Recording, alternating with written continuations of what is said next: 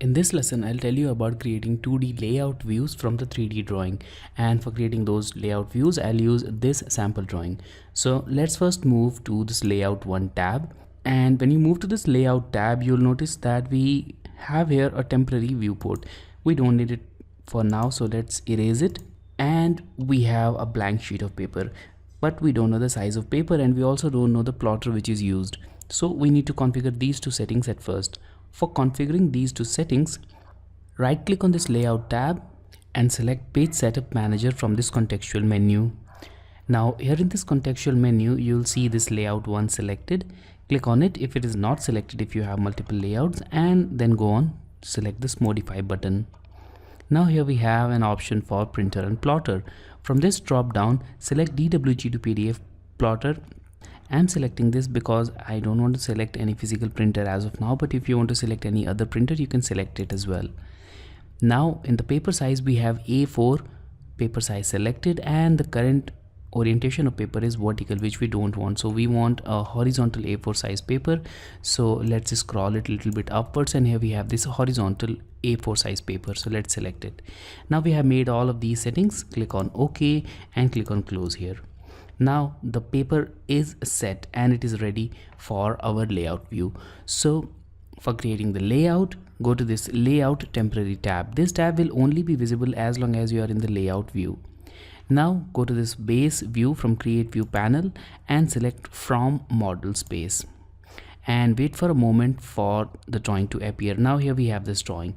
Click at any point in the drawing area. So one of the primary view will be created in this way. Now press enter and notice that your cursor will now follow all the remaining views. So whenever you move to the side of drawing, the corresponding view will be created depending upon the angle of projection which you have selected. So let's click at this point, then let's click here, and also let's click at this point for an isometric view and press enter when all of these settings are done. So here we have all of these views. Now if you want to check whether we have our drawing in first angle or third angle projection, then right click on this layout and click on this drafting standard setup. And here you'll see that currently our drawing is in first angle projection. So before making your drawing, make sure that you select any one of these two angles of projection. So I'm not going to change it because it will make our drawing very confusing. So I'll keep it at first angle and click on OK. Now we can move some of these views according to our requirement. For example, here we have this isometric view, and this isometric view is crossing this plotter margin. So the part of this drawing which is crossing the plotter margin will not appear in the final plot. So we need to make sure that it remains completely inside the plotter margin. So let's select it, click on this grip and move it a little bit inside like this. But now when we moved it inside, we can see that the proximity between these two views is very little, so we need to move it upwards. So make sure that this view is also moved a little bit upwards. Now we have clear projection of all of these views. Although these views can be in wireframe visual style, but generally the isometric view needs to be in shaded style. So we need to change the shaded view here.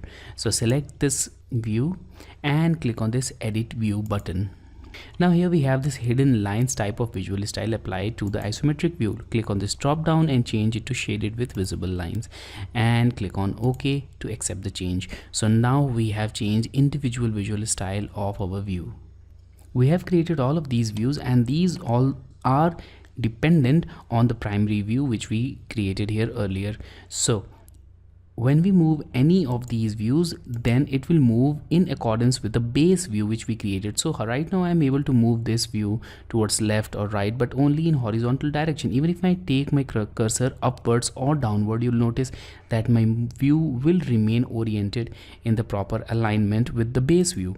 Similarly for this view also, if I try to move it in the left or right direction, it will not move, but it can be moved in upward or downward direction, keeping it aligned with the base view.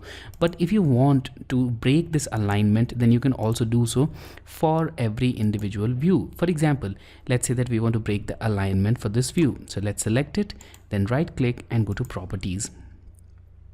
Now from this property panel, expand it downward, and from here you will notice we have an option of view alignment. Let's select it and select broken. and close this property window. And now let's try to move this view again, and now we are able to move it anywhere we want.